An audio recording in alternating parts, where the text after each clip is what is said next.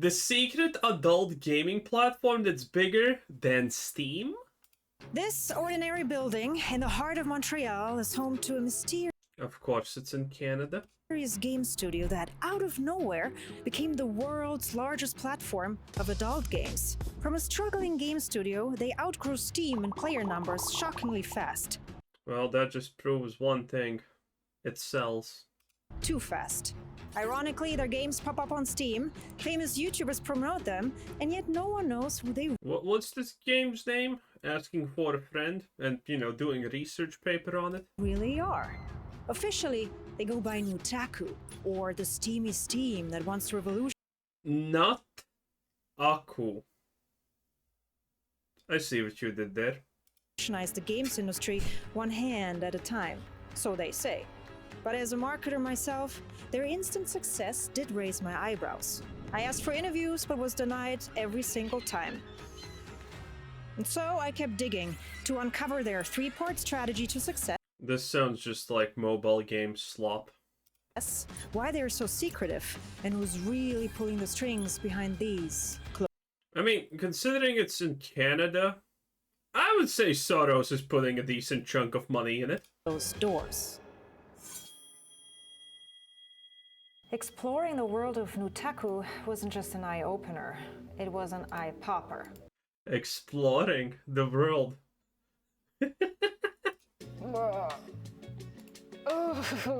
Okay. Nah, this makes sense, sadly. Things I saw, I wish I could unsee them. But hey, Nice. I learned a ton about their strategies that you really want to stick around for. Because before their rapid growth, they too were just another little small struggling game studio trying to survive in an industry where less than 1%. But did they make spicy games or did they try to make normal games? That's the real question here. Of games find success. You know what I'm talking about. And so, as Super Hippo Studios, they released a couple of titles which didn't really click with players. One of their tower defense games managed to be on the App Store's front page, but it lost against Plants vs. Zombies 2, which launched just the same week. It's tough for any new game studio to stand out these days, and many give up, and they too were about to throw in the towel. But then, out of the blue, they decided to shift to an industry that's not any less challenging, but definitely less crowded: adult games. Well, if it's less crowded, then it is technically less challenging, to a degree, right? Most of the time. Lucrative, untapped potential, and in dire need of quality gameplay. And Quality gameplay, she said. Mommy knows what's up. so Super Hippo Studios rebranded as Nutaku to capitalize on this untapped market. A no-brainer, as we all know, sells. In They might as well call themselves not their games. fact, adult games have been around since the 70s with the likes of Leisure Suit Larry and soft porn Hell yeah, Leisure Suite Larry, let's go, boys! Hell yeah! adventures on DOS. But then Nintendo in the 90s made gaming all about kids. Pfft, how could they? Idiots. And so sex and violence in games sparked overreactions, and the ratings board was introduced. With Oh yeah, it was a different time. Well, honestly, it's the same time. People still think that games make kids violent, which they, by the way, unironically do. There's literally no way to deny that. Now, they don't make them into crazed killers or anything like that, because if that happens, then that person is typically already mentally completely gone. But, it definitely does impact people. Again, before gaming, you know what happened? And this was extremely popular amongst women who read romantic stories with tragic endings. If there was a hit book, a bestseller in the genre of romance, and then the, main protagonists ended up offing themselves, you actually saw a very, very noticeable spike in woman self-deletion. All inspired because of books, okay? And games are also that kind of medium. the Kiss of Death label, adults only. Any game with this label just sells less copies. And just like that, Western adult games went quiet. Now game makers try to sneak in love by tiptoeing around that label. alien romance Nice. options, CJ, Hell and yeah. a secret minigame. Dude, I want aliens to be real, just because I want to experience some stuff, okay? Skippable scenes in The Witcher, and Cyberpunk, no idea how they managed to dodge the adults-only label with a mere 17+ rating.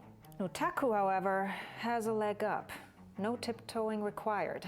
With over 500 games, both free-to-play and paid, they even attracted a fast-growing female audience that proudly brags about their, Hey, if you thought females aren't perverts, well, you're completely wrong about that. Man, again, 50 Shades of Grey is literally just porn, okay? It's literally just that. And women went crazy over that book. pet interruptions. That's not your everyday game stat, is it?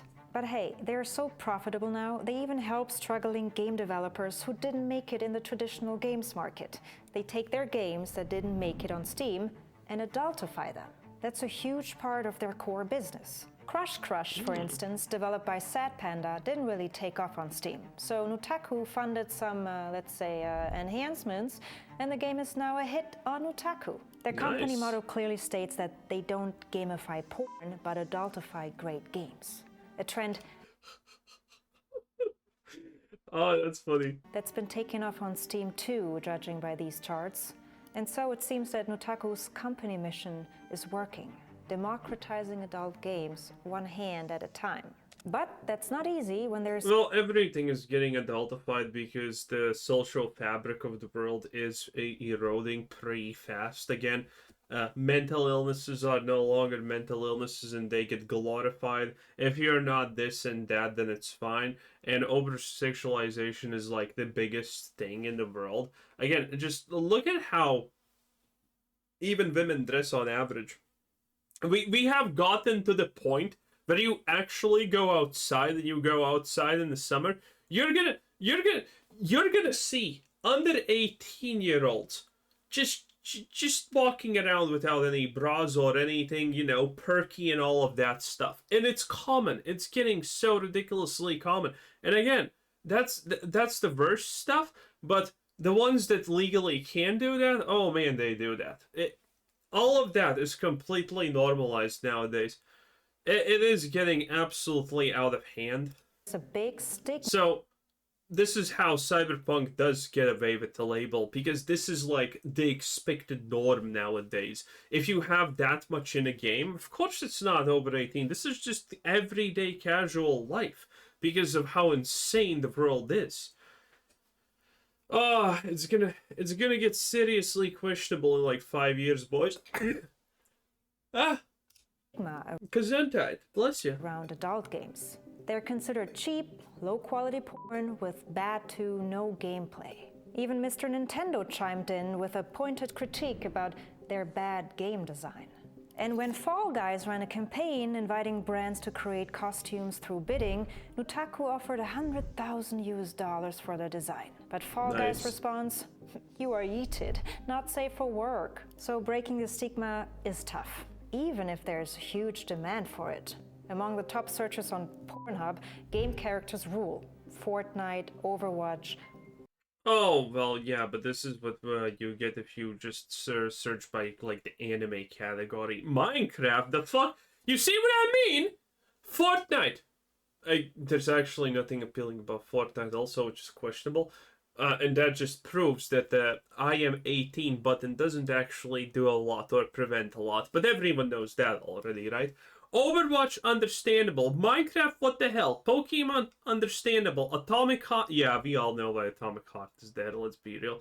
Genshin Impact, I guess it's reasonable.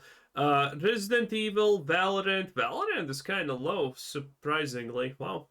League of Legends, understandable. Mortal Kombat, GTA 5, I guess that makes sense. Cyberpunk makes sense. Sims 4.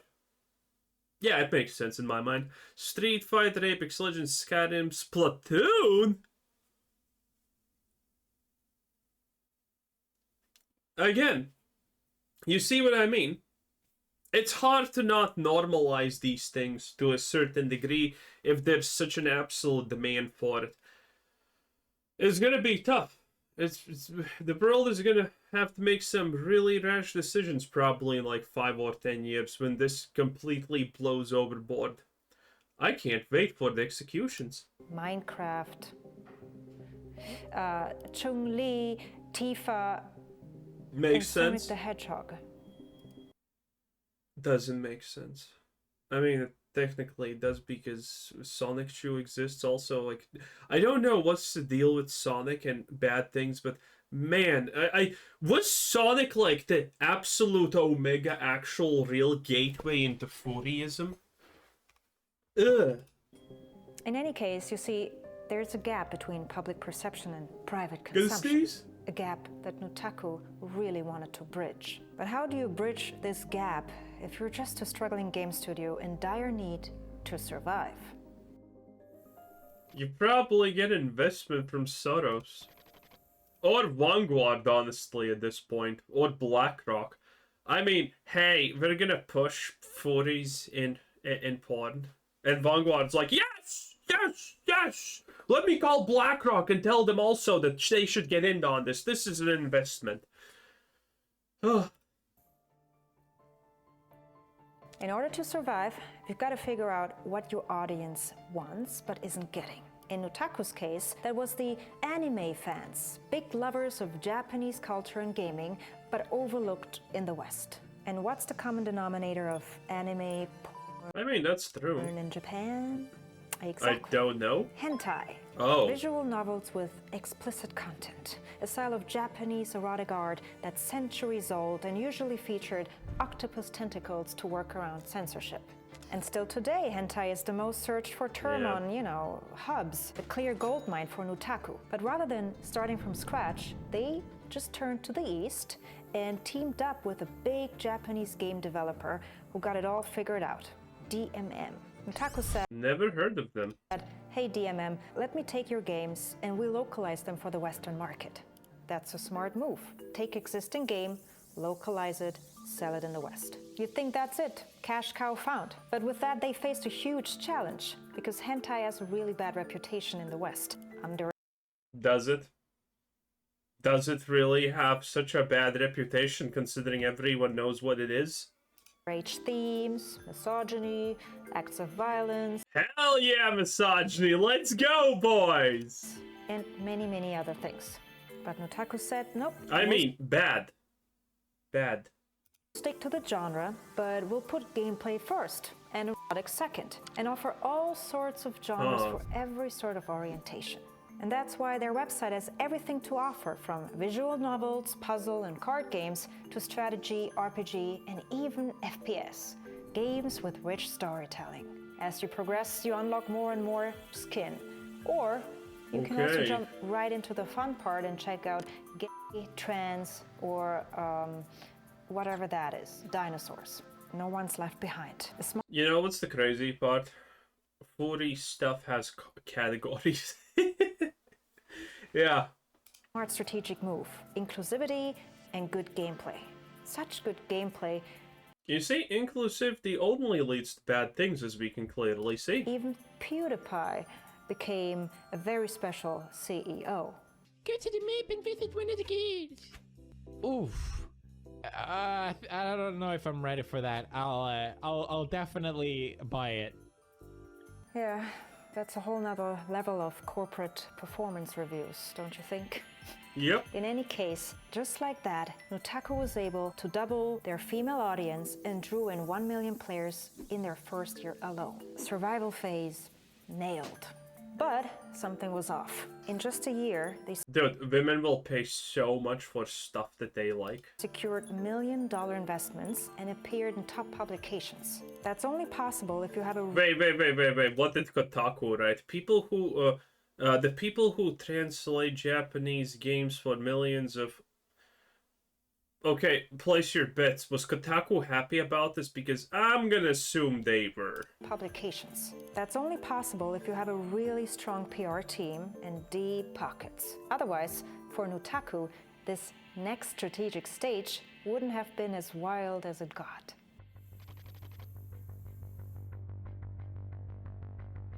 So, what's the first thing you do when you've got cash and you want to grow? And you have a good PR team? Exactly. You launch viral campaigns. And what better place to start than in men's and women's bathrooms? Yep, that's what happened. Sponsored ads in toilet rooms at an industry event to recruit game developers. One for men and one for women. That's some pretty aggressive on-site marketing for a small studio that just got started. Anyway. I guess it's not bad technically, right, from a business point, because it's in bathrooms, so no one's exactly gonna try to compete with your ad placement, and a lot of people go there. Makes sense. The marketing continued with a New York... And, well, bathrooms are typically what? They're just white, and pretty much that's it. There's nothing fancy in them. So the moment you have something to look at in a bathroom and you go in, you're probably gonna look at it. Art exhibition titled Hentai is Art, all to build a brand and get Western consumers a bit more comfortable with the You know this was the place to get a girlfriend. concept. To get them even more comfortable, Nutaku came up with yet another expensive but clever campaign. Now I, Nutaku. It's got more naked bodies than I've ever seen. I doubt that. With over 500 games, Nutaku has the largest, hottest selection. You can play for free and even sort them depending on what you're into. Do you, Nutaku? I don't know Taku, So yeah, the name was not at random. Yeah. but I'm sure this lady does. I Hell love yeah. incest. I think that as long as you don't have babies, incest should be legal. Or this one. Okay, kind of still hell yeah, though. I mean, again, we may think that this is a wild opinion, but again, social fabric kind of burning in flames currently. So, you know, you also, by the way, have a lot of extremely popular political pundits talking about how that is okay and whatnot, as long as it's consensual and shit. I think that as long as you don't have babies, incest should be legal. Or this one. Both Pornhub ambassadors. Nutaku managed... I do not know who that one is. Both Pornhub Am I interested, though? Leave a timestamp and name. Maybe I am. ambassadors. Nutaku managed to feature porn celebrities in their games. One in Fab CEO and another one in Booty Calls. But if that's not enough to pull in millions of Wait, CEO. It just hit me, Fab CEO, nice. players, why not try Nutaku's Hentai Hot Sauce, an aphrodisiac for gamers to get them all fired up. And boy, did the community get all fired up. But hey, if that's not enough, why not launch a Nutaku-themed adult gamer chair with all the bells and whistles so you can get the full experience out of their game. It looks like just a normal... Do I have... No, mine's a cheap knockoff. Games. Okay, I have to admit that was just a marketing gimmick by Nutaku, but their real, actual gamer chair did sell out in less than 48 hours. Just like their Boop console. It's Windows-based, silicon-covered, and comes preloaded with 200 free-to-play premium game titles. But if that's not enough, why not enter a prize pool of $10,000 for the best video that shows people playing Nutaku games while actually playing with themselves? Yes, that. Hey, it's on brand. Say what you will. It's definitely on brand, boys. Nutaku's prime example of a marketing campaign. But it doesn't stop there. Marketing has no limits, It never does it? you must know. Yeah, that's the sad part. It never does. You need to stop it. But again, saying no is harder than saying yes. And so why not launch Nutaku's first ever lewd gaming championship with a prize pool of $25,000? Again, all this costs. And there's no public information out there on who's funding Nutaku. But I've got you covered. Stick around, because it does get stickier, especially on their Discord channel. That's the glue that Oh holds boy, that is probably a place you do not want to be in. the entire marketing strategy together. I mean, Discord for game companies is standard, but their channel, it's not just active, it's on another level of active. In any case, with good gameplay, developers by your side, a crazy marketing strategy, expensive ad campaigns, and an active Discord community, you've not only grown but generated a powerhouse of Western hentai gaming. Growth stage? Nailed.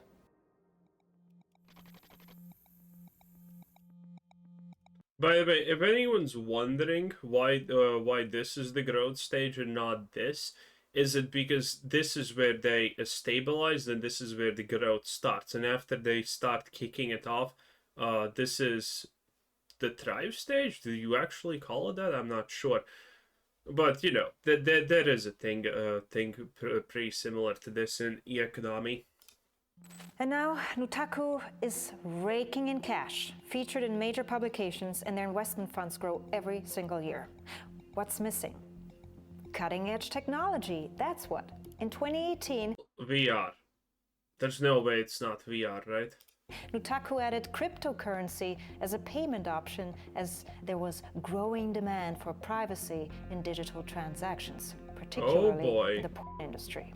But again, for I mean, yeah, that does make sense. a growing company implementing this payment infrastructure this quickly suggests some powerful help behind the scenes. I mean, Nutaku seemed to have a knack for marketing, PR, and monetization right from the get-go. And so the question remains, who's really powering Nutaku's meteoric rise? The truth is, there's a much darker force behind the scenes. And so let me tell you that behind these closed doors isn't just Nutaku pulling the strings, but one of the biggest titans of Oh yeah, I actually forgot about it. This was a part of the video that she said. the porn industry, MindGeek, the shadowy corporation that owns pretty much every adult site out there. From YouPorn, Pornhub, Brazzers, Mofos, you name it. They own Nutaku, too. You might have heard of MindGeek before, but not in a good way. The Netflix documentary Money Shot uncovered MindGeek's complicity in allowing all sorts of illegal content, from rape videos to child pornography and sex trafficking.